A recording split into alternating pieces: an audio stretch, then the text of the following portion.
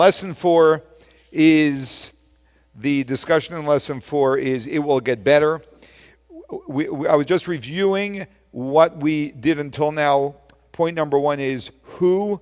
We discussed in lesson number 1 who, and that is God, the critical value of there being a God, believing in God, and also not cursing God, meaning understanding that God is good. And I just said that if you're sitting around your July 4th gathering, barbecue, and the conversation goes dry, or even if it doesn't go dry, you can drop this question, is the belief in God important for a functional society? And that will raise a lot of comments, many of them not very insightful, and you're going to be the insightful one. And you're going to say, actually, we can't have a functional world without God. And they say, what? Right? And you're going to explain to them on a very logical level without even getting into religion. You don't have to get into religion, right? Just God, which of course is really the most religious statement. But again, Judaism is not a religion. Judaism is a relationship with God. Then we discussed in lesson number 2 that we must, if we want to have a functional world with God, we need to accept that God has given us a moral code. Because a moral code must come from outside of our confines of our society, has to come from above us. Otherwise, it will not be absolute, because one generation will say one thing, another thing. One group will say that we should spare the world of these humans, and the other will say we should spare the society of these humans, right? And all of a sudden, murder is okay. And the mind is brilliant in justifying pretty much anything it wants to justify. By the way, your mind justifies a tremendous amount of things every day. It's a big problem. It's a big challenge. It's a big weakness in humanity. And it's important for us to catch how much we justify so we stop justifying. Justifying basically is when I know that I'm guilty, I find an excuse. That's what justification is. Okay, if that makes sense. And then lesson number 3, we discussed how do we get this moral code out there so that everyone knows about it. We do that within our families, and we do that through schooling. And that's what education should really be about. It should be about making fine human beings. We can tag on to that how to make a living, but how to make a living should be secondary to human beings being moral, good human beings. Okay, that's what we learned until now. But tonight we confront a major, major question. And this is a question I think that pretty much any thinking person would probably ask. And that is, why? Why should we fight for morality?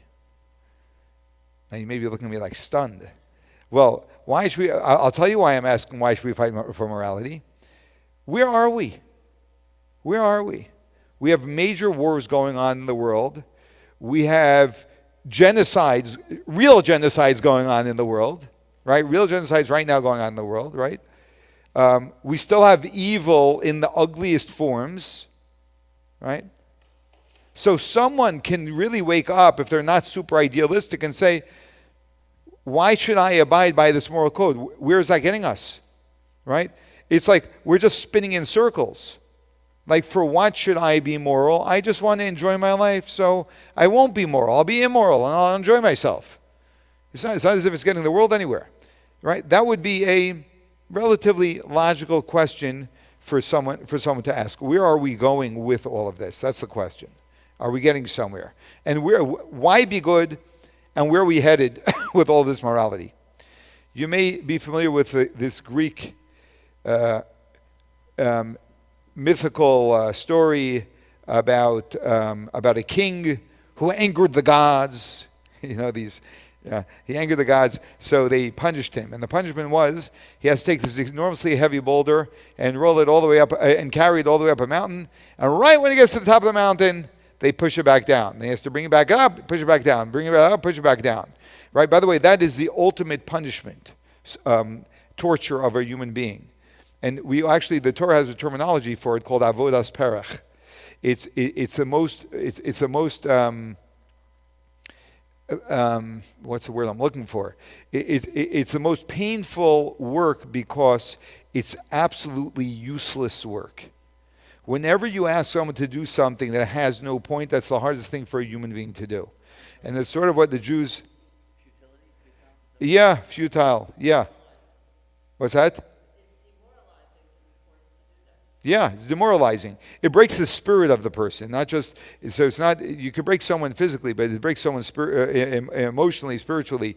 And so, and the question is, do you ever feel this way? Do you ever feel like we're doing, and where are we getting? Right? Maybe we feel that way sometimes in a financial effort that we're making, or maybe sometimes we feel that with raising our kids, or maybe sometimes in a marriage, hopefully not, right? All these different things. But in society at large, are we feeling that? A war ends, and what happens? Another war begins. It cannot, the economy improves, and then the market crashes, right? We yell never again. October 7th, it's right there again, right?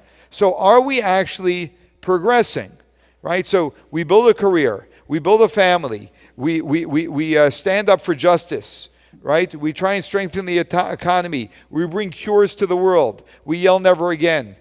And where are we? Are we actually in a better place? So why does morality matter if we are actually not getting somewhere? At least that's the way it may appear. So we need a very compelling, until now we spoke about who, which is God, what, absolute moral code, how, but what we really need is a very strong why. Okay, why? History is constantly cycling, but at its core, each generation is the same. So, so we're more sophisticated, right? We have very sophisticated tools. But it seems at the end of the day, we're stuck with humanity.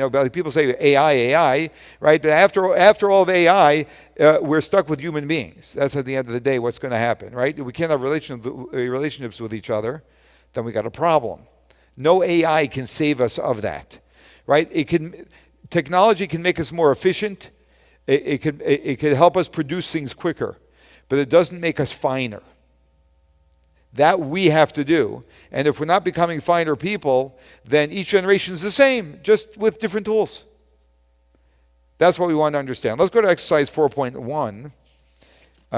That's on page 119. Think about a personal goal or struggle you have worked on for a long time. A health goal maybe, a relationship dynamic, or a character trait. Okay? How long have you been working on this? Whatever it is, right? Do you feel that you have made lasting progress or that you keep restarting? Right? I'm sure all of us have certain things that we've tried multiple times and we keep on restarting, and maybe we're no longer restarting. We just throw in the towel. I don't restart things too many times. Like I restarted a few times and I'm done. Right? Forget about it. Right? I just can't figure it out. Then let's go to the global loop. Think about the state of the world. When you follow the news, do you feel humanity is moving toward a better future or repeating old mistakes? Are we advancing or repeating? Many people ask me this question all the time about humanity at large. Is the world really getting better? You speak about Mashiach, Messianic era. Messianic era, the world is crazy as it ever was. 3, the emotion. If you feel that you or the world are looping, what emotion comes up most strongly? Does that make you frustrated, apathetic? You come to acceptance, cynicism, despair, or another?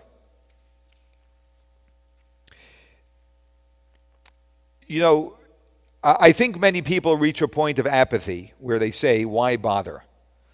If things are just looping and repeating itself, it's just this vicious cycle, why bother? If there's no meaning, and there's no motivation. I remember a quote from Elie Wiesel. I think it goes something like this. He said that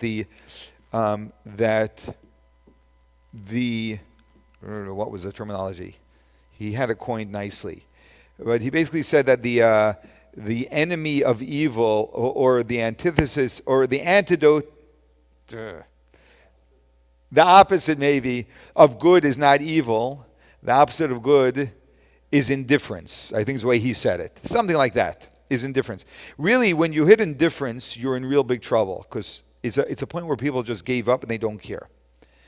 Like in a relationship, you're in big trouble if the person just doesn't care anymore. How you can say anything to the person and it makes no difference? Then you're in a crisis. That's when you have, as long as they're yelling back at you, you're still relating. Right? So And this is a threat to morality. And that is that there is no point in being moral. So this is what we want to address tonight. Okay? And we're going to do that getting to a very profound Jewish idea. So the Greeks viewed life as cyclical. So that they viewed everything as going in a big circle, right? So we know when you're going in a circle, what are you doing? You continuously repeat. It's like year after year after year. Like when I view the map in my head, I view it as a circle. That's the shape I view it as. By the way, that's why they have this myth of the boulder being brought up, going back down, up, down, up, down. It's just a cycle, a vicious cycle that continues to play itself out. But by nature, things are cyclical. So, the sun revolves around the earth. The seasons, like I said about about a year, is revolving around a certain cycle. Rain, right? Evaporation, clouds, rains. It's just these cycles. So when you're raised in nature, as we all are, and you're trying to figure out the world because you don't have the inside information of God, so then what you end up getting trained to see things as cyclical. And so the way most people see history is the exact same way. History is a cycle it's a cycle that repeats itself. Different time, different era, So then it used to be a bow and arrow, then it was a gun, and now it's bombs, whatever. It's just different tools doing the same thing. But it's the same cycle going around and around. That would be the normal way of looking at life. And in fact, King Solomon, he wrote a book called Ecclesiastes, which is investigating life, the wisest of all men. And this was the beginning in the chapter 1 of his observation until he gets into a deeper messages. But he says, if you look at the world, futility of futilities, says King Solomon. He's called Kohelet in the book. That's the name of the book. Futility of futilities, all is futile. If we can, you mind reading Marty number 1? Why? Oh, don't worry. We're going to improve. Yeah, well, hopefully it'll be a happy ending. Yeah. All right, the cycle of futility. Mm-hmm. Futility of futilities, said Kohelet, King Solomon. Futility of futilities, all is futile. What does a person gain from all the effort he toils with under the sun? A generation goes and a generation comes, but only the earth remains forever. The sun rises and the sun sets, then returns to its place and rises again. The wind goes south, then it turns north. Round and round it goes, and on its path the wind returns. All the rivers flow into the sea, yet the sea is not full. To the place the rivers flow, there they keep returning. What has been is what will be, and what has been done is what will be done. There is nothing new under the sun. There is something of which one says, see, this is new. It already existed long ago in the times before us. Okay, so he's implying at the outset, he's laying the ground like we're doing in this class of saying it seems like everything is cyclical and therefore everything is futile because you're not really getting anywhere. It's the hamster wheel, coincidentally, cyclical, right? It's just running and running and running and going nowhere.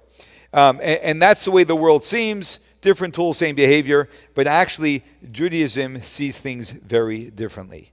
Judaism says in the beginning, God created the heaven and the earth.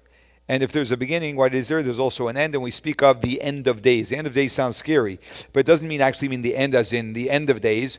But the end of days means the end of this journey where we will then be in a beautiful place. So, in other words, Judaism actually teaches that the experience of history is not a cycle, but the experience of history is linear, where we start here and we end here. We're not starting here and just going around and around and around, but we're starting here and we're getting somewhere. And that is a novelty that Judaism teaches, which is something that's very important for us to understand. And actually, the historian Thomas Cale actually attributes this, which is pretty amazing, that a Gentile, studied this and came to this realization that this is one of the great gifts that the Jewish people brought to the world, or I should say that God gave us. And that's, we are not talking about an upgraded tomorrow, but we're talking about reaching a fundamentally different place. And that is the journey we are going on to a very fundamentally different place. Each moment in our journey is valuable and unique because it's taking us further down the road, if you will. It's moving us along. It's not going in a circle. It actually isn't. And a wasted moment is a lost opportunity to move something forward. We're going to discuss this soon. A wasted moment, right, is a lost opportunity. We just read in our we have a women's class that was studying the Rebbe's letters, where the Rebbe, a woman asked the Rebbe about Jews and horoscopes and whether there is any value in her. She has an interest in horoscopes. She should be studying horoscopes. Firstly, the Rebbe made a point of saying that horoscopes have no control over a Jew, so you don't have to pay any attention to horoscopes. And regarding your interest in the horoscopes, every moment you spend in one thing, you are taking your time away from something else. Is that the most valuable thing you can be contributing, or can you be investing your time in a more worthwhile thing? Because, just to study it because it's interesting, okay. But are there more worthwhile things you can be doing? Because a moment wasted is a moment gone. And that's sort of the point that we're making here. That a wasted moment is a lost opportunity to move something forward. If we see history as we do, right, as linear, then every opportunity we have, and by the way, the Rebbe was very, very strong, I'm just going to say, about constantly being productive. So this all comes out of this linear perspective. Let's read text 2a. Page 1. Go ahead. All evidence points to there having been, in the earliest religious thought, a vision of the cosmos that was profoundly cyclical. The assumptions that early man made about the world were, in all their essentials, little different from the assumptions that later and more sophisticated societies, like Greece and India, would make in a more elaborate manner. As Henry Charles Puech says of Greek thought in his seminal Man and Time, no event is unique. Nothing is enacted but once. Every event has been enacted, is enacted, and will be enacted perpetually. The same individuals have appear, and will appear at every turn of the circle. The Jews were the first people to break out of this circle, to find a new way of thinking and experiencing, a new way of understanding and feeling the world, so much so that it may be said with some justice that theirs is the only new idea that human beings have ever had. But their worldview has become so much a part of us that at this point it might as well have been written into ourselves as a genetic code. Okay, so he says that actually we influence the world in this regard, in being able to see history more as linear and not as cyclical. In other words, we are headed, wherever we are, we're headed to a very different destination. And what is taking us to that destination are the choices we make, which are going to bring us there. So our choices then are very critical, because they're going to take us to an entirely new place. It may take us longer or shorter. That depends on our choices. We have it. Let's continue in text 2b, where he continues. We can hardly get up in the morning or cross the street without being Jewish. We dream Jewish dreams and hope Jewish hopes. Most of our best words, in fact, new adventure, surprise, unique, individual, person, vocation, time, history, future, freedom, progress, spirit, faith, hope, justice, are gifts of the Jews. This is like an astounding statement. I don't know how many, surely the anti-Semites won't appreciate this, but he's like really laying it on very strongly. And all of these words, in fact, are indicators of the belief that we can get somewhere, right? There's something to look forward to, and that's only if we look at time in a linear manner, not in a cyclical manner. And that's why a cyclic route does not lead anywhere. With linear purpose, change is real, redemption is possible, and hope is realistic. That's the bottom line point that he's making. So things are not repeating themselves, but we are actually stepping forward. We are moving forward. And you may have heard of Rabbi Steinsaltz, brilliant Chabad scholar of blessed memory, and he expresses it this way, which is aligned with the point I was making before about wasting time. 3a. The uniqueness of a moment. Time is not a random collection of undifferentiated moments, each following the next in an endless stream. Just as every location in space has its own individuality, so each moment in time is distinctive in character. One can never return to a moment in time once it has passed. Excellent. That means that every single moment that we are given to live, it has a unique code, it has a unique DNA, it's like a unique fingerprint. Like every moment has a unique fingerprint, and we have an opportunity during that moment to do something productive. I just wanted to say, maybe I'm saying this for myself, but it doesn't mean we have to be oppressive to the point that we become counterproductive. So yes, people sometimes need to rest and relax, right? But the more aligned we are with being that we are here to be productive, the more time we spend in that productivity and the less time we actually need in downtime.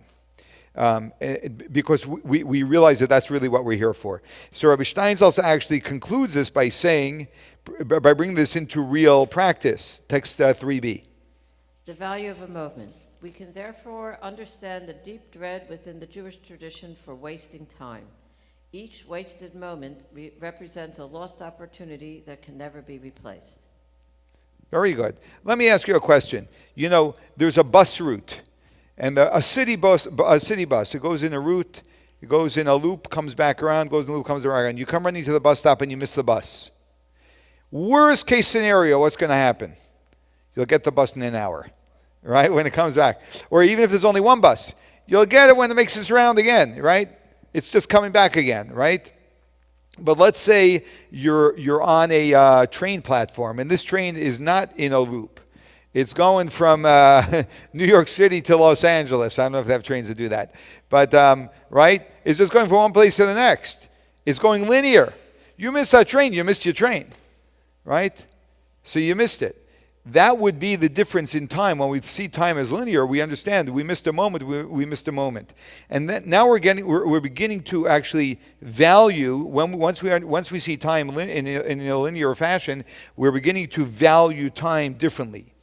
And then we also realize something else, that every choice we make to be moral is actually bringing the entire world a step closer to its destination. So whatever that destination is, which I suspect you know and we'll discuss soon, but making the world a better place every time we make a positive choice, we're actually doing that. We're working toward a world where awareness of the Creator is obvious and accessible. Let's just say this. And this is the bottom line, by the way, as we're going to see tonight.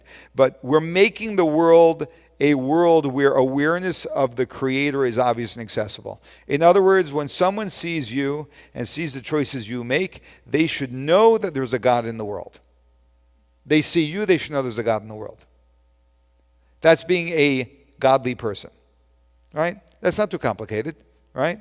Even if someone saw you walking in here tonight, you were saying that you believe there's a God in the world. And anyone that walks into this building, even the UPS guy, maybe not him because he's identified, but pretty much anyone else, right? You walk in, you're saying in some way, fashion, or form, you have some relationship with God, right? Otherwise, why do you be walking into a building like this?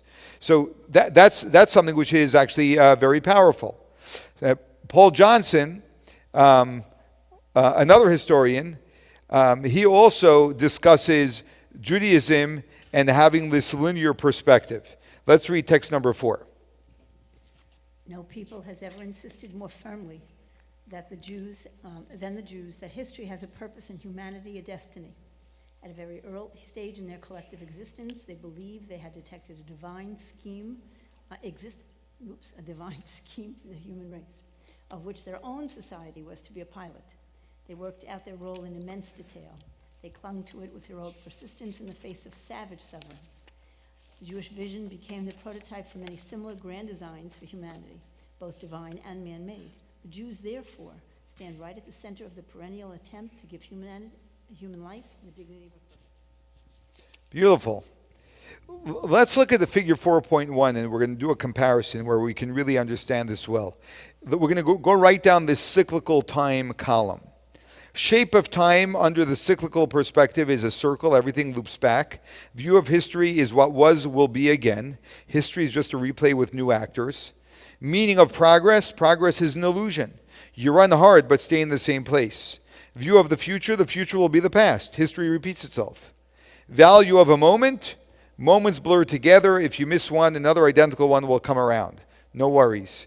Emotional response, cynicism, resignation, futility, why bother? You have to realize these perspectives shape attitudes. So when someone has this attitude, and you hear this cynicism all the time. That is really problematic, because it shapes our motivation towards making the world a better place. And then the role of morality. Morality is maintenance. It keeps society from collapsing but does not lead anywhere. At best, morality simply keeps everyone in check so things don't become too chaotic, right? But for me, myself, in my own corner, do I really need to be moral? As long as I'm not too chaotic, it'll be fine, right? That's sort of what the attitude is. But if we look at the world and time and history from a linear perspective, then the shape of time is a line. Time moves in a direction. It's not repeating itself. View of history is a story unfolding. Each era is a new stage in a process moving toward a goal.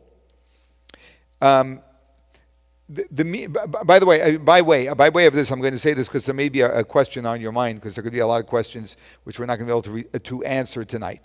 But from a spiritual point of view, the world is getting darker and darker as we go through time. As we get closer to the goal, which will spell out the Messianic era, right? And we'll explain what that is, so it doesn't sound like some fancy words, but actually has relevance and meaning, right? As we're getting closer to the Messianic era, the world is getting darker and darker.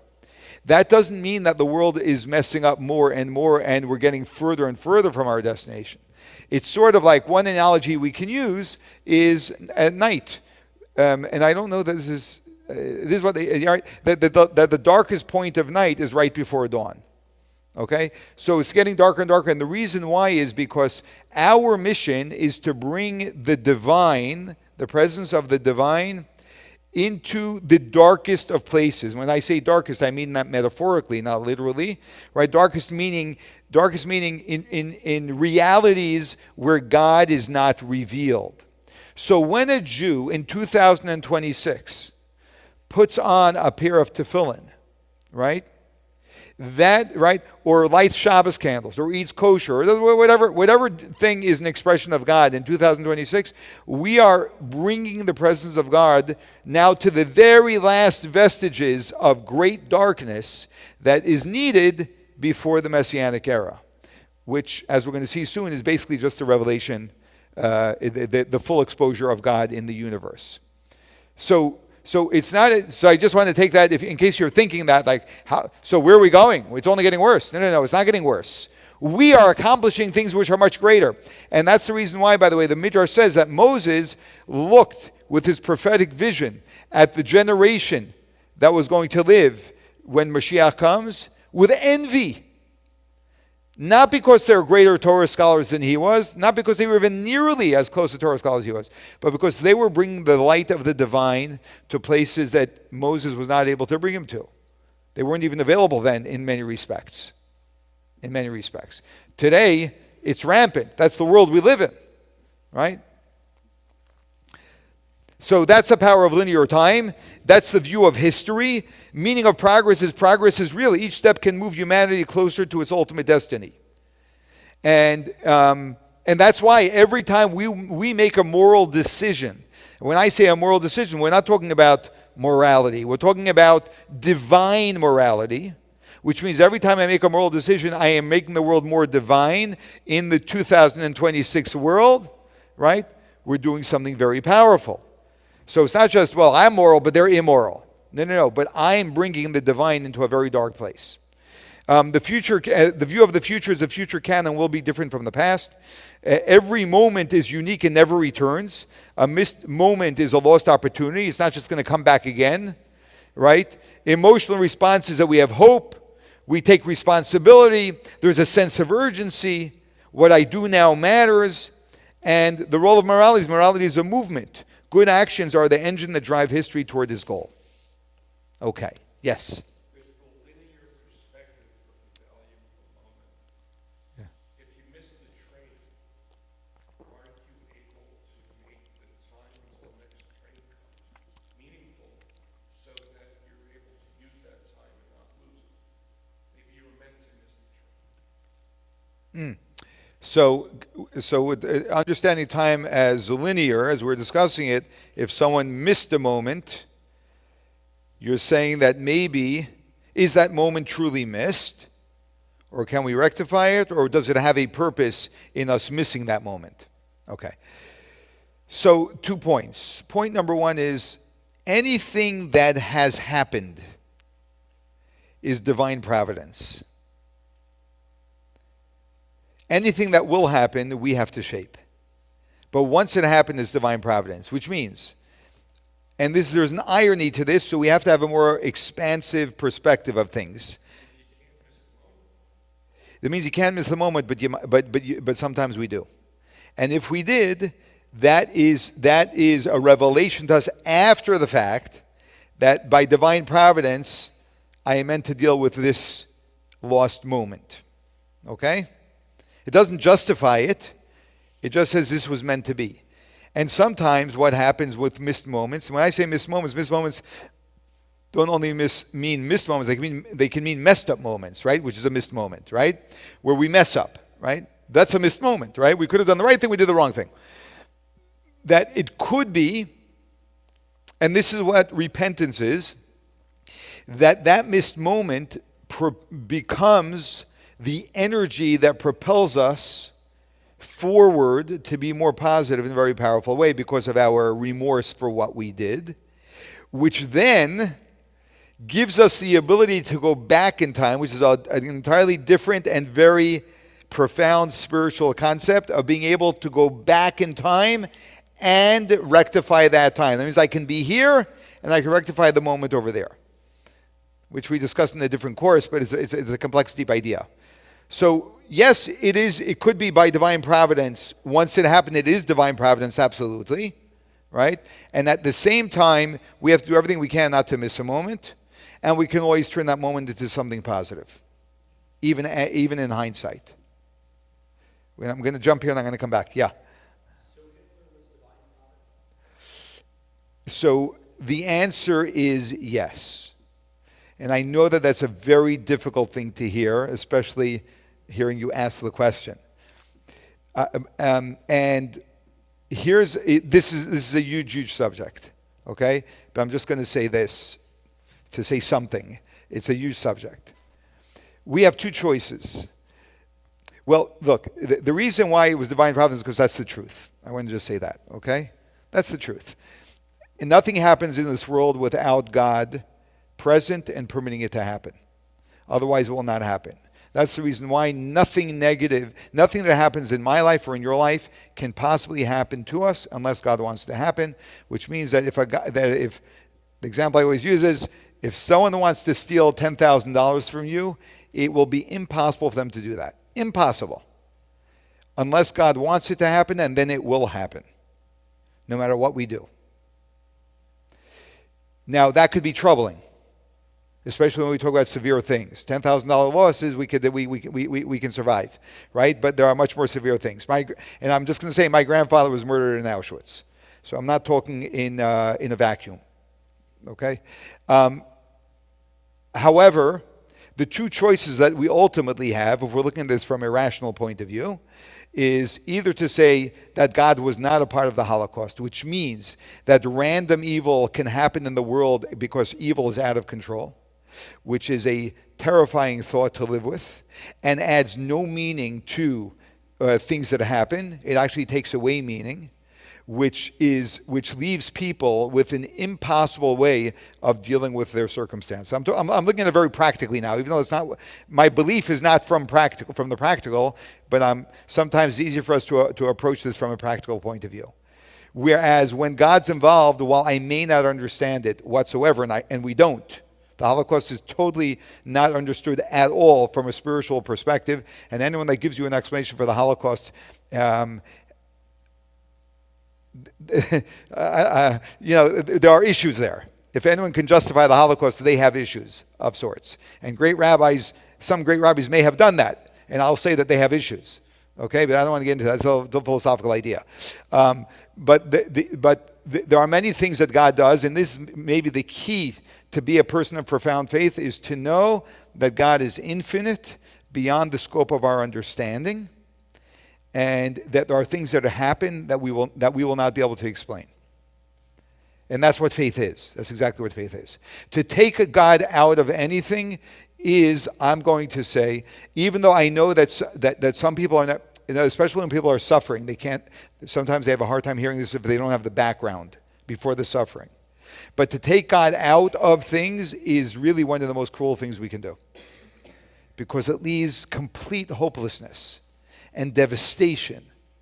That is the most horrific thing. And I can give you examples of,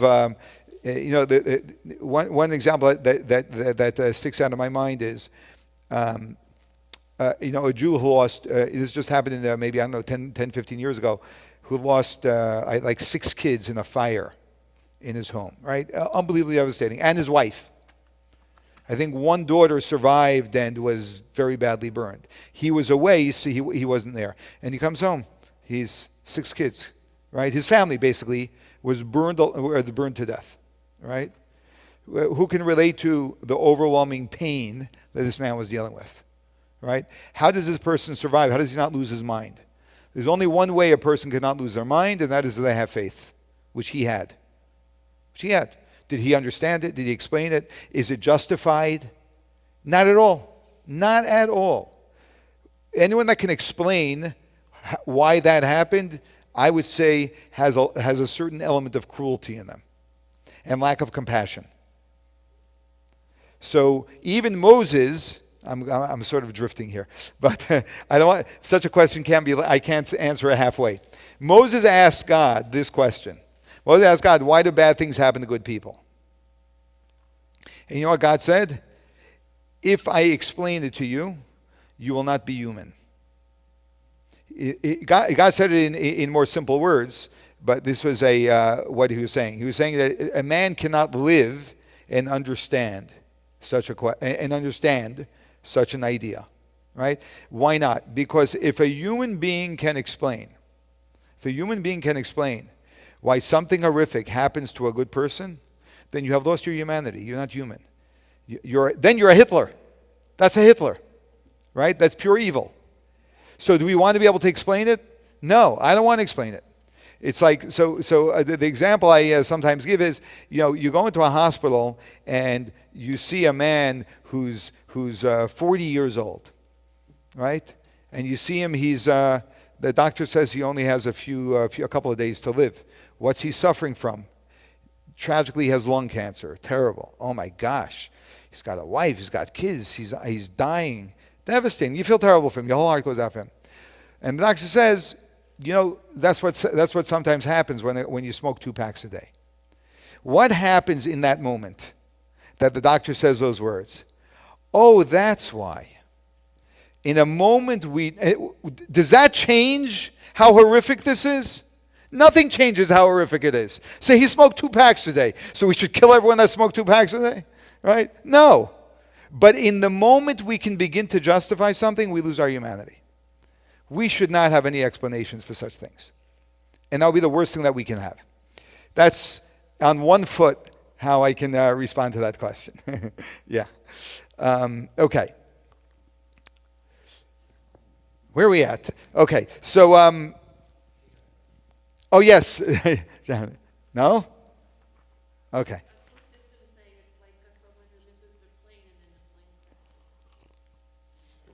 Yes. of 9/11. He missed the bus and then Yeah. tragedy.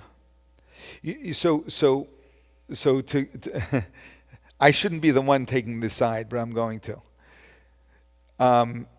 Someone can say, rightfully, I would say, yes, this guy missed the bus and was saved, and another 3,000 people didn't miss the bus and they were killed, right? The point is, I don't know, we got into all of this, but anyway, the point is that all of it is divine providence. And I know that's a very difficult pill to swallow, but I will tell you that if you can swallow that pill, your life will be entirely different. If you can live your life in the reality of divine providence, it transforms your entire life. It will transform your experience of everything. You'll be 10 times happier than you are. Everything changes. Everything changes. And it's a process of an entire life of learning to see everything that happens in our lives as orchestrated by God. It's unbelievably powerful.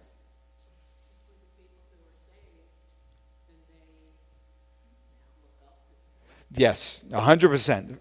100%. 100%. Yeah. Yes. Not to belabor, because I know it's a very difficult area to live, but if we accept the fact that there is purpose for this devastation, this destruction that we know nothing about, we don't have an answer, and it would be stupid for us to make excuses for it. Correct. As you indicated, it would be almost cruel. Yes. A very simple question then. In light of all of this, when this man comes home and sees his house is demolished, his children are burned to death, he opens up the siddur and he sees a line that says, "For he is a loving God." That's what I want to know. How can, if we accept evil as a part of nature, how can we yet turn and say, God is a loving God, God is a good God? Why don't we call a spade and remove that line? Because that man can't possibly believe, if he's human, that God is a loving God, seeing his children burn to death. I don't understand how we Yeah. can call him loving. It's as simple as that. Yeah, very good. A couple of things. Number one is evil is not part of nature. Evil is are acts that God chooses to put into the world. I'm making it worse. I just wanted to say. Okay? But that being said, your question is a fantastic question. And if someone doesn't have that question, especially in the face of suffering, then they have lost their humanity. That's a great question. And Jews live in questions. We don't live in answers. We live in questions. That's what faith is. Faith is living in questions, not in answers. That's the short of it. Yeah. And if someone doesn't ask that question, something's very wrong with them. Yeah. Okay. So, I just want to say, Phil, I know how I son personally, before the tragedy and after the tragedy. I'm sharing with you later. okay. Very good. So the destination, so where are we going? Right? So where is, in fact, is his destination? This linear journey, train ride that we're on, right? What's his destination? The destination must justify the struggle, right? It has got to justify the struggle. Where's our train going? It's going to the Messianic era. Now, I always try to simplify, and some of you heard this from me in the past, and hopefully you can carry this forward to others as well. It's understanding what the Messianic era is very simply. In general, any concept that you cannot simplify, you don't yet know well. So we have to be able to simplify ideas, then we understand the concept well. The Messianic era is not a reward for all of our hard work. God says, we're going to take you into Candyland, and everything's going to be wonderful. It's also not a rescue from the horrors of the days of exile.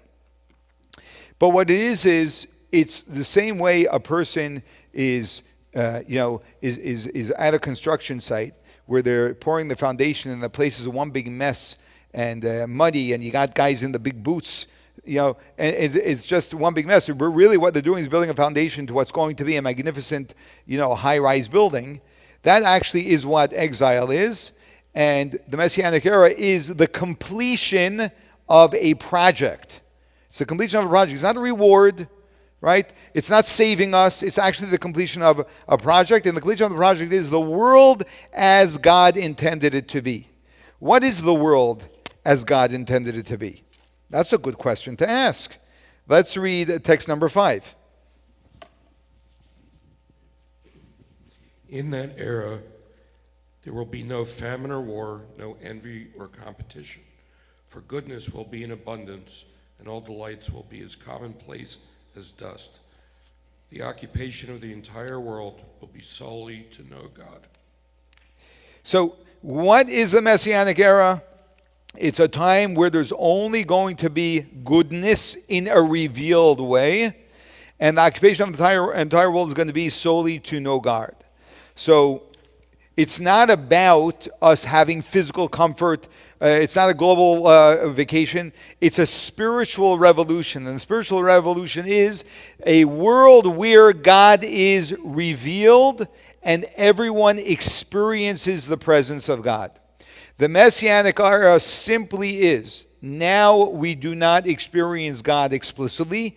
We work very hard by coming to classes and praying and studying Torah to become aware somewhat of the presence of God and living our lives in alignment with a faith in God. Messianic era, no one, not a single being in the universe, human, animal, anything, that will not be absolutely clear of the presence of God. And when everyone and everything is absolutely clear of the presence of God, all there is goodness. There is nothing which is negative.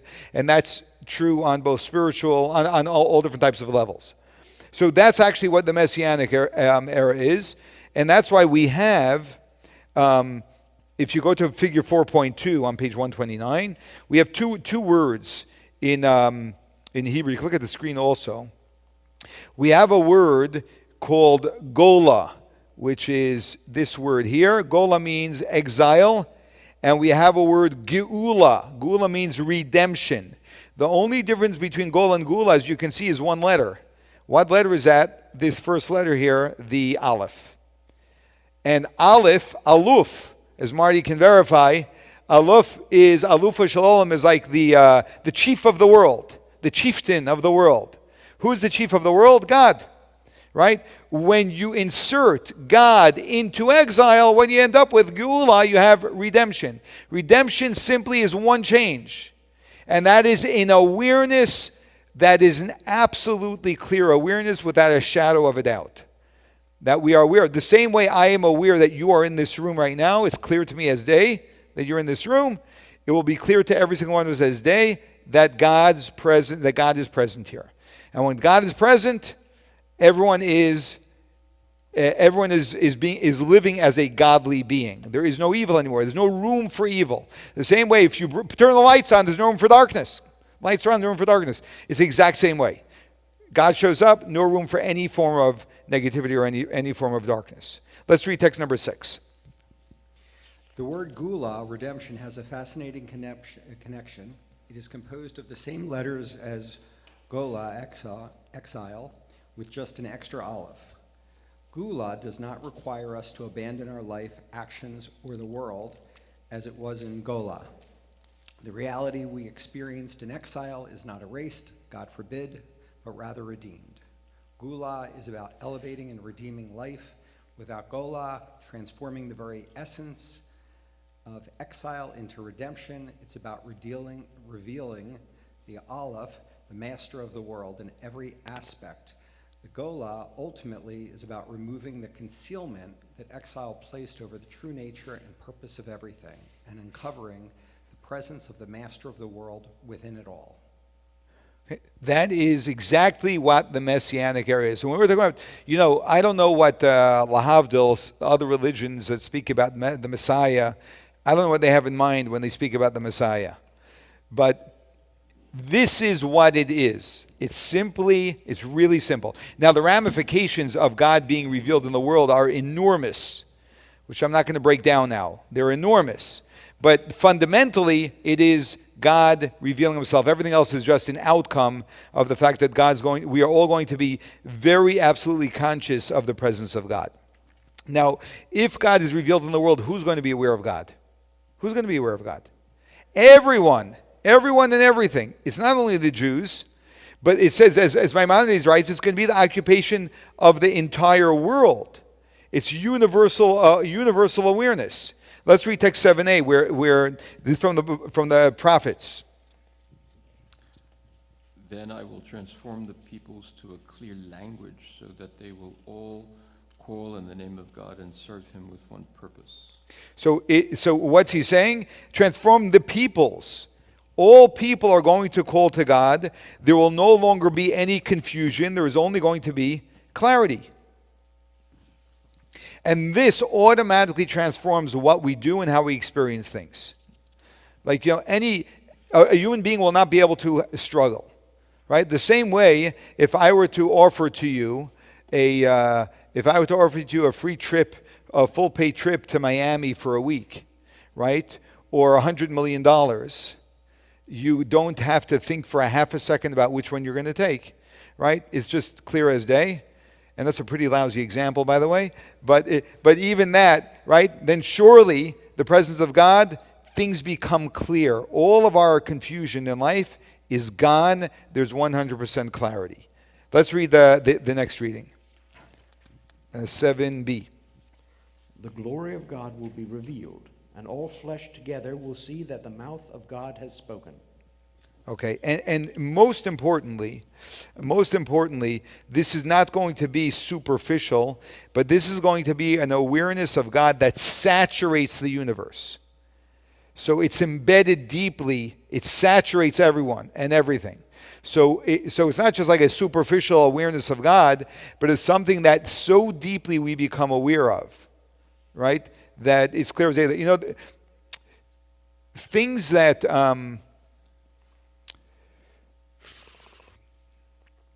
People. I'm just trying to find a good example of saturation. People who have empathy, high levels of empathy, right? When they see someone going through something, that experience saturates them, and it's almost as if they're going through it with them, with the other person. Right? It's an amazing thing. And not everyone's gifted that way. And we, of course, try to raise our levels of empathy. And women probably have more empathy than men. Hopefully I didn't offend anybody by saying that, but that's just my experience, right? There's a reason why women are the nurturers in the home, right? But that's a saturation that's one form of saturation. Now imagine the presence of God saturates us. So then it reflects in everything that we do and everything that we think. It's with the awareness of God, because God is so a part of our awareness. Yeah. With people. Is this akin to when people go to the first temple? Yes, but it's going to be on an even higher level. Yeah. Although, to be honest, I did not live during the time of the first temple, so I don't really know what it was like. But from what I've learned and read, and my ability to somehow understand it in some vague way, yes, they seem to have lived when it's like, even we, as we had, was that last week, right? When we should fear God as we fear man, right? The moment a person walks into the room, we become very aware, right, that we shouldn't be doing a certain thing, right? So imagine now if we're aware of God in the same way as we're aware of a man, but even greater fashion, wherever we go, right? And it's not a fear thing, because the awareness of God is not just controlling us. The awareness of God is an awareness of what is beautiful, of what is proper, of what is valuable. So like we're going to be like fully there, fully on board. It's going to be beautiful. So it's not superficial, but it's actually very immersive. Let's read text 7c. The enemies of Israel will neither harm nor destroy on all my holy mountain, for the earth will be filled with knowledge of God as the waters cover the sea. So just as the waters cover the sea, right? And the whole sea is, so to speak, immersed in the water. The entire universe is like going to be covered by the sea of knowledge of God. And we're all going to be, we compare it a little bit to being immersing in a mikveh. When you immerse in the mikveh, what do? The whole idea of immersing in the mikveh is that your entire body has to be underwater. That's why every strand of hair has to be underwater for it to be a kosher immersion. The idea is, and one of the things that a mikveh reflects is the awareness of God. That I immerse myself completely in awareness of God, which means I lose my identity, and I am aware of this greater identity, which is God. So, yeah. You're right. So that's why it says when Mashiach comes, we're going to be envious of the days of exile when we still had free choice. There's no longer free choice because when things become so clear, you don't have choice. You just do what's right. Exactly so.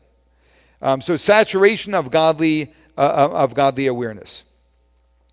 So the point is, this is not going to be an era that this is not an era where where the awareness of God is imposed on us. It's an era that we brought about through our own human action.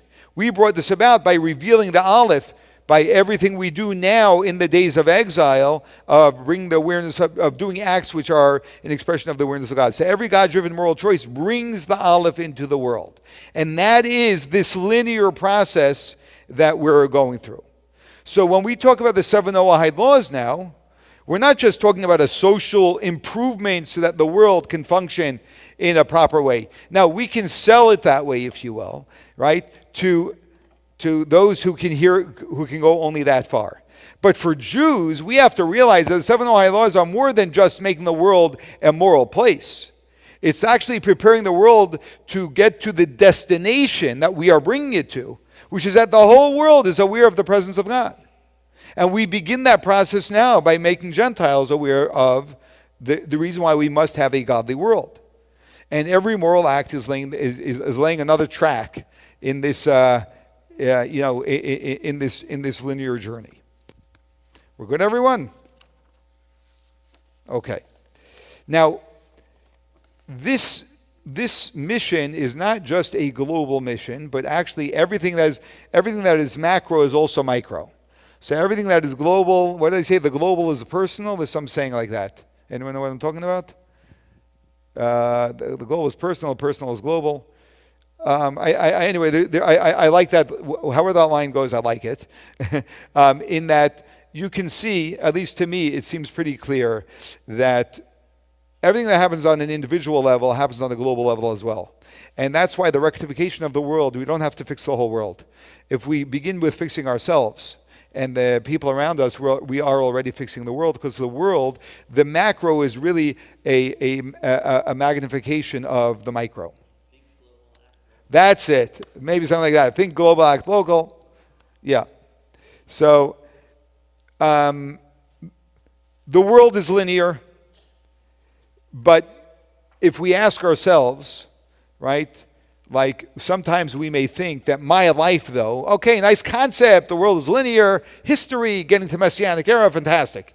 But if you know what my life is like, my life is circular, right? Like I've been trying to change things forever, and I'm just back at the same place, try this, try that, and it works for a few days or a few months, and then I'm right back to the same place, right? Same habits, same struggles, right? Sound familiar? I suspect you all know what I'm talking about, right? And so what do we do? And now we live in the era of self-help, right? But maybe just stop it already. Stop fighting reality. Things are what they are, and they will, and people are the way they are, and they'll be the way they're going to be, right? Maybe we should stop fighting reality. Stop trying to change things so much. Just let it be, right? And many people come to this place, and hopefully their life is decent enough. And okay, right?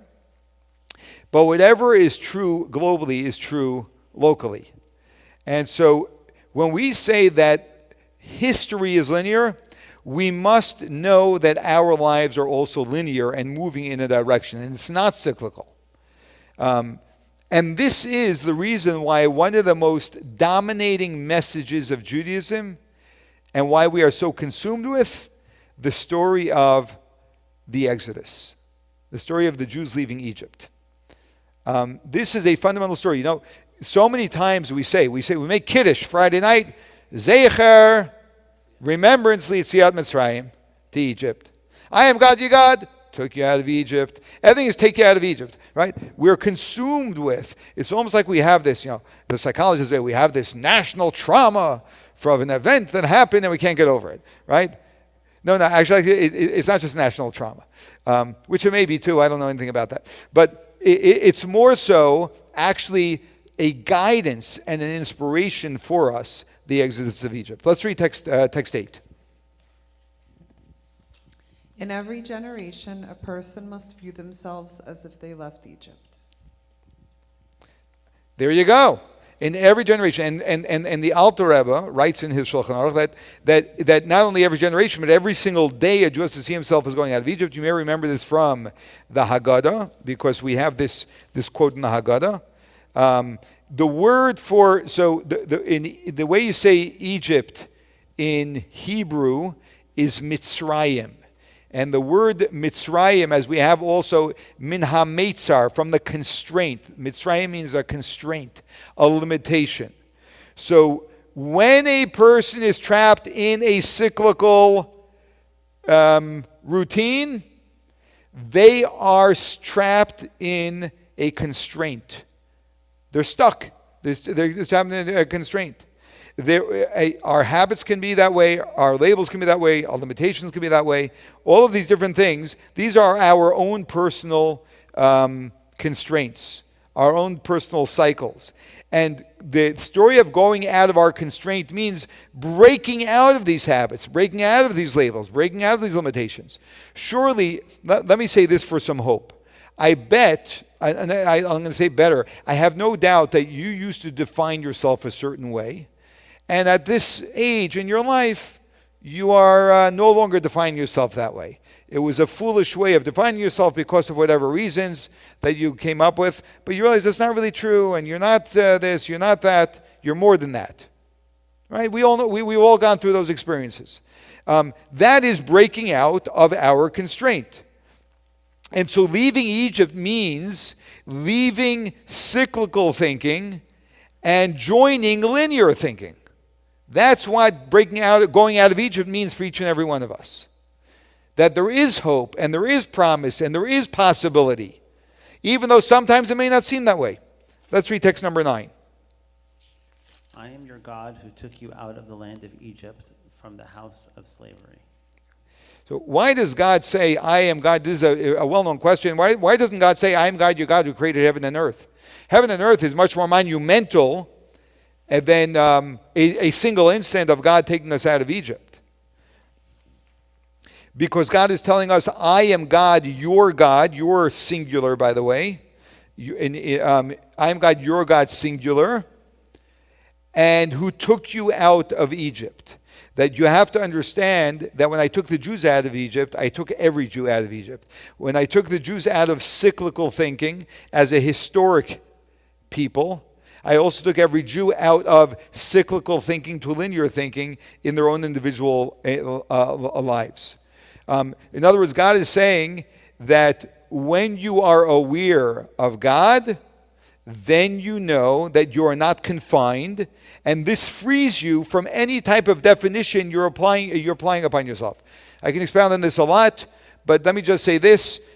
When we have a connection to an infinite God, then we do not have any constraints. It may sound very radical what I'm saying. I'm not saying you could do anything. I'm not saying that you can flap your hands and fly like a bird. Please don't try that, right? I am saying that when we are meant to do something, and we know we're meant to do it because God tells us to do it, right? So God made me a Jew, and God told Jews to do a certain thing.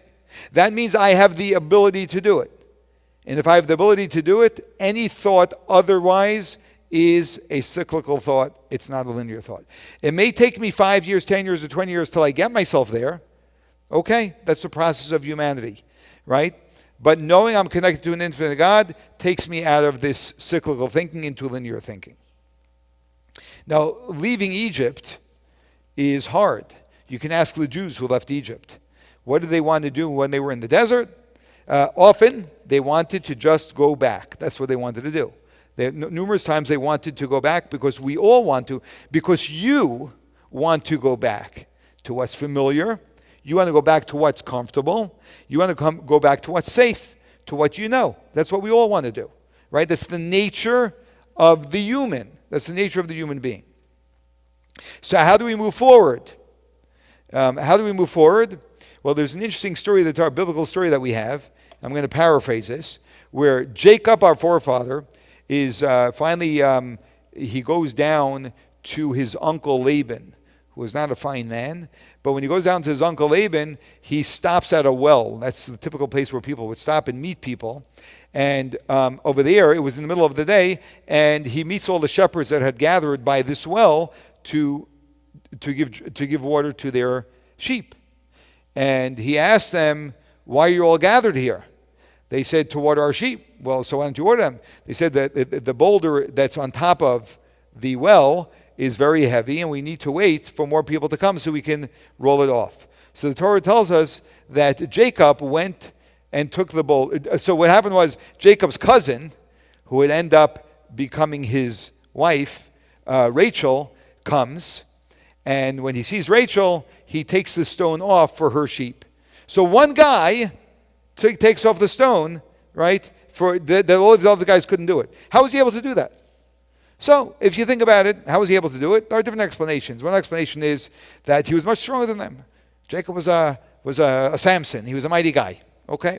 It's a nice explanation. It's a little hard to imagine that he could do what 5 guys can do, but definitely possible. Okay? One explanation. Another explanation is, this is a good explanation. There's a saying, teaching in the Talmud, that Ahava midacheket et habasar. The Talmud says a very interesting situation. But anyway, that means that love pushes away. Love makes things possible. Like adrenaline, the stories about someone that picks up a car, because God forbid, a loved one is caught underneath the car. Suddenly we can do a super powerful thing, superhuman things. So he saw Rachel, he got so excited, right? You know how men can be. So he was able to get the stone off. Okay, another nice explanation. But if you want to hear a real beautiful explanation, here's a real beautiful explanation. When the shepherds saw the stone on the well, they saw a verdict. We can't take it off. It's a huge stone. We can't take it off. Their minds already said we can't take it off. So if their minds tell them they can't get it off, they can't get it off. Then the body cooperates. Jacob didn't see it as a verdict, so as a challenge. We need to get to the well. Rachel's coming with her sheep. We need water. Got to get it off. So he didn't see it as a verdict. He wasn't shut down to the possibility, and therefore he opened up. By the way, this is a major idea, because when a Jew knows that there's an infinite God that put me on this world with a mission, and he designed me, and he asked me to do something, it's impossible that I cannot do it. And if I don't do it, I'm living in the narrowness of cyclical thinking. It's a tragedy. It's a human tragedy. That's a human tragedy. Right? We got a high holiday speech right here, Joel. What do you say? I think I've given every speech 3 times already. It reminds me of David and Goliath. How nobody else would do it. Exactly right. It's exact same thing. Exact same thing. But, Joel, I just want to say that if you hear a speech 3 times by divine providence, you have to hear it again. Okay. So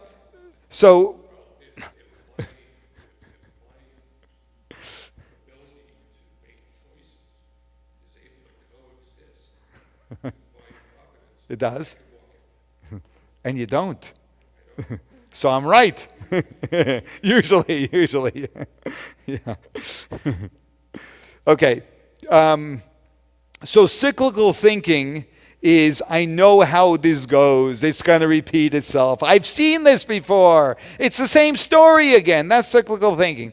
Linear thinking is, I'm going to define how this is going to go. This is how it happened in the last century, not in this century. Not with me in town. That's not the way this is happening. Right? So we changed the whole story. And that's why choice is so powerful. because we choose, like the Torah says, you should choose life. History is going to go somewhere because we know that we have choice and that we live with Exodus template of our life, and therefore we don't live in a loop. So this is the why that drives us to continue to bring divine morality into the world and to bring the 7 Noahide laws to the entire world. The question is, if we have the why, how do we share this with the rest of the world? So, simply put, the most powerful way to teach anyone anything, rabbis need to hear this, Joel. The most powerful way to teach people something is not with speeches, right? It was living, the way you live. If you live an inspiring life, you will inspire other people. It's the way we live our lives. Let's watch this video.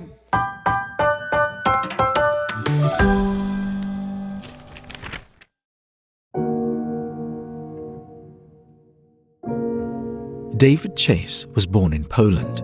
As a teenager, he was deported to Auschwitz, where his mother and sister were murdered. He survived multiple camps before being liberated at Mauthausen. After the war, he came to the US. He built a business empire from scratch and devoted himself to philanthropy. Over the years, he developed a close relationship with the Lubavitcher Rebbe, who once sent him a personal request. I received a memo. Dear Rabbi David, it is not proper for ask a friend for a birthday gift. But in your case, because of the relationship that we have, I would ask you to give me a birthday present, which in fact would result in you putting on tefillin and saying at the Shema Yisrael, and if you can't do any more, I'll be satisfied with that. David quietly added daily prayer to his routine. A few years later, in 1983, he attended a gathering celebrating the Rebbe's 81st birthday. To his astonishment, the Rebbe shared a lesson drawn from David's private life. Als ich bin ein Jid und da ist zerreicht, meilig Jonen wie schon im Tevi sein, ihm bin ich besser, wo der Rebischter hat ihm geschenkt mit an der Chosim, so wischen sie, hat geschenkt ihm von Nutzen Gesundheit, a Schiffel, Loschen Hamedina, a Yacht. Bischassel ist ein Reis gefahren, Kedarke, Misman, a Verport, etliche Tage. Aber haben die Jemea Chefisch auf sein Yacht, Bischass vielleicht kommen, Mann hat viele, der gewusst hat, die Tfila, Schmeine Esse, die Tfila Samide. Darf sein Ponabel Yerushalayim, hat gedacht wissen, wo sie gefühlt sich miser. This was long before smartphones and compass apps. In the morning when I got up, when we were on the way, I called them up. I said, by the way, Captain, what's our heading? It was the north, south, east, west, so many degrees. For 2-3 times when I asked him originally, he said to me, Mr. Chase, gave me such and such and such and such. Then one day he says, are you trying to learn how to run a boat? You're starting navigation. I said, no. What I want you to know is that I every morning pray to God before I go upstairs, before I have breakfast. And I say my Shema, I didn't go into details, but I want to face east, which is Jerusalem. The captain was deeply struck. Eba sie sagt als nicht gucken dich auf drüber, was gar am Matzliach in Asoki. Und natke die Kacha, der Gerisha Chevil in Bema Mishoris. Liegt im Kopf, zu trachten wegen dem Nebischten 3 Mal a Tag, wie hatke die Kacha. Und nicht nur zu Stamma trachten, nur stellt sich weg, nafsig mit Kolin Jono, und will mechaven sein, darf geponnen le Mizrach, gedei die Tfila soll sein, wie Tfila darf sein. Über sie sagt wird getan mehr trachten wegen dem Ewigen. Wo sie davon ein Reis bepeil, das hat verbunden dem Nitiden mit der Mitzwe, wo das Schäler der Linie nach die Zora, wo das der Linie von einer von der Schäfer Mitzwe näher. Und wie bald eine Mitzwe hat in sich ein Teve, eine Mitzwe, gereres Mitzwe, ist eine sichere Sache, dass es euch gehabt hat, Hemmscher, bei dem Reisha Chevel, bei dem Kap. wo der Fall Yom Shel Yachrize, als getrechnet Efscher Ton, a Sach, wo das nicht bezedek wie Jesche. Und als der Mond, dass da eine neue Reihe von dem Babischen hat es ihm aufgehalten. Later, Captain Dick Winters told David he shared this message with family and friends, insisting if more people paused each day to think about God, the world would be a better place. A captain, a question, a moral compass.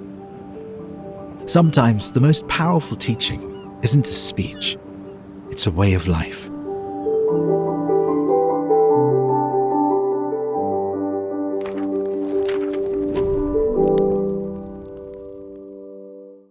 So that's an example that the Rebbe brought out actually in that you saw in a major assembly called the Farbrengen, how the way we live our lives actually brings a lot of inspiration to people around us. When we live a godly life, we do that, and there are other stories brought here from the Talmud, where Rabbi Shimon ben Shattach, he once bought a donkey from an Arab, and he found a very expensive gem on the neck of the donkey.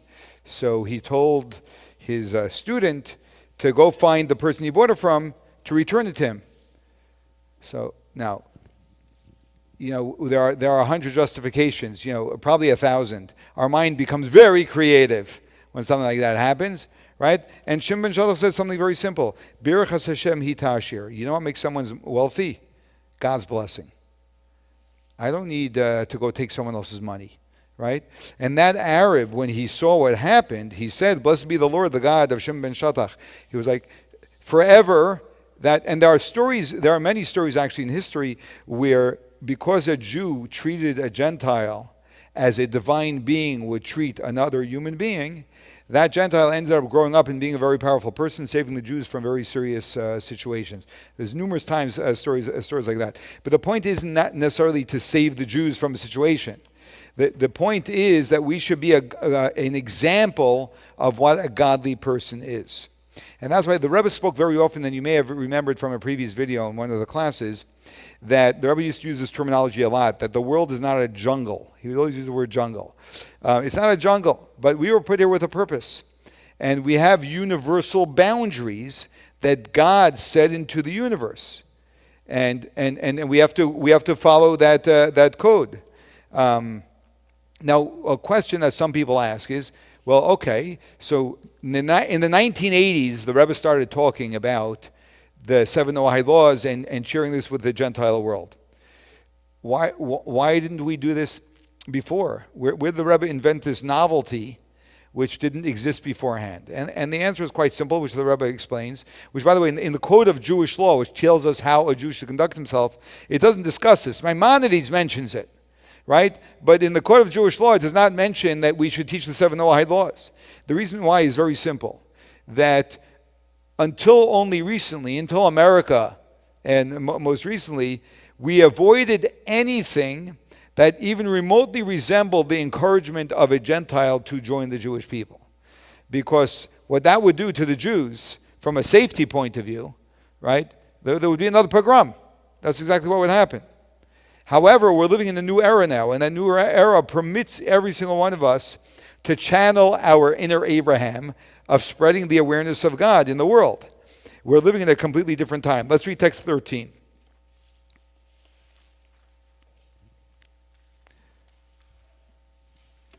It is well known from Jewish history that in earlier generations, even the countries where conversion was not technically illegal, Jews were extremely cautious about anything that might appear to assist conversion.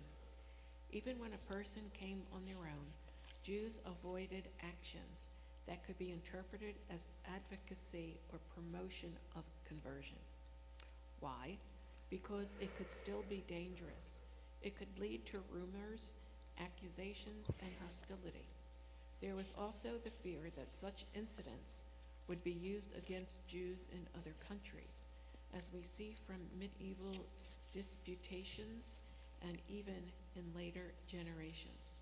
The same applied to influencing a non-Jew to observe the 7 Noahide laws.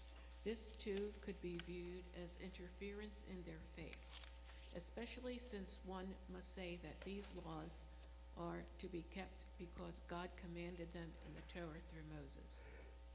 Therefore, in general, Jews had to refrain from this because of real danger to life. In rare cases where something was done, it was with great caution and without publicity.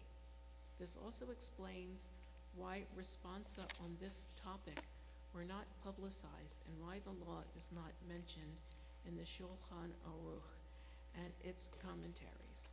In those times, it was a matter of danger to life, but where that concern does not exist at all, as in countries like ours, the directive does apply. Beautiful. So that's the reason why now it is relevant. We have the map, we have the destination. This requires courage, but we must be like Abraham. And, God, when he spoke to Abraham, he said that your offspring will be like the stars in the heaven. And the previous Rebbe explained that one way of explaining the significance of being like stars in the heaven is that the Jewish people are compared to stars shining in the heavens. By their light, even one walking in the darkness of night will not lose their way.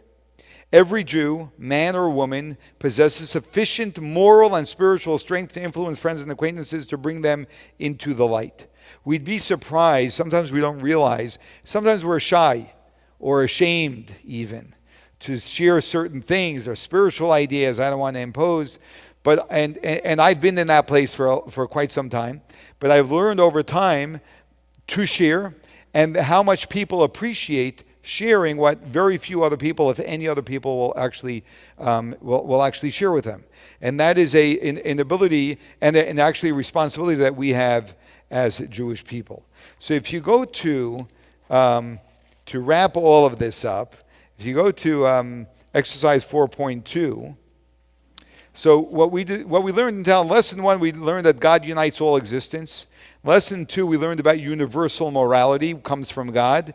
Lesson 3, we discussed transmitting these values through family and through schooling. And lesson 4, we just discussed the why, because of a linear history, we are going towards a destination. If you want to implement this, step number 2 will really give you concrete steps to implement it. Like, what is the one idea I will implement in my own life? And where this shows up in my life right now, and what the concrete step I'm going to take is. What's one idea I will spread to someone else? Which idea from the course do they most need? And how can I most naturally share it? These are just practical ways of actually implementing that. But I want to conclude with this idea, and that is that when the Jews were enslaved in Egypt, you can probably imagine they were enslaved for 210 years. People are enslaved for 210 years, right? Even after all the water turns into blood, it's still hard to imagine that 3 million Jews are going to be suddenly freed from this place, right? The women in Egypt, they started crafting tambourines in their absolute faith that God was going to take them out of Egypt as he promised them.